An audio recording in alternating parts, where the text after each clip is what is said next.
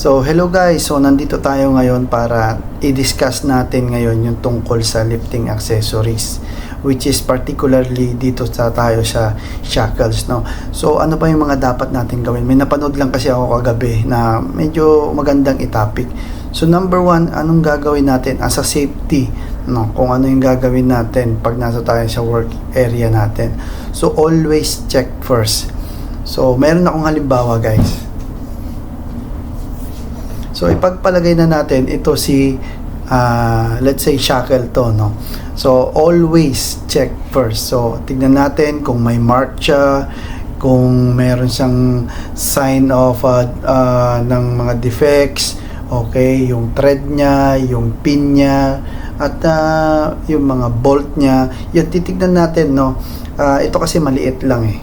So yun nga guys. So maliit lang siya. So tignan natin yung kanyang thread, kung okay ba siya, yung na screw niya, kung intact ba siya at wala siyang loose o material. So during this inspection, kailangan natin makita kung ano yung mga marks na nandito. Okay guys, importante yung mga marks, CE marks at everything, mga signs of crack, damage, at bawal po pinturahan yung buong shackle, no? Wala pong pintura yan pag binibili nyo.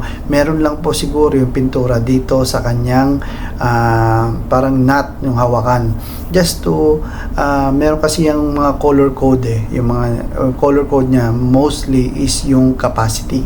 Kaya pag green, let's say 1 ton or 2 ton or 3 ton. Okay po guys, malalaman nyo po yan pag kayo po ay bumili ng shackle at meron pong COC, Certificate of Conformance, yung suppliers. Okay guys, so yun nga, always check kung may CE mark, may signs of damage o may signs of crack. Dapat hindi siya fully painted. Okay, at number 1, may COC pag bago po. COC means Conformance Certificate. Okay guys, maraming salamat at ituloy po natin tungkol sa shackles.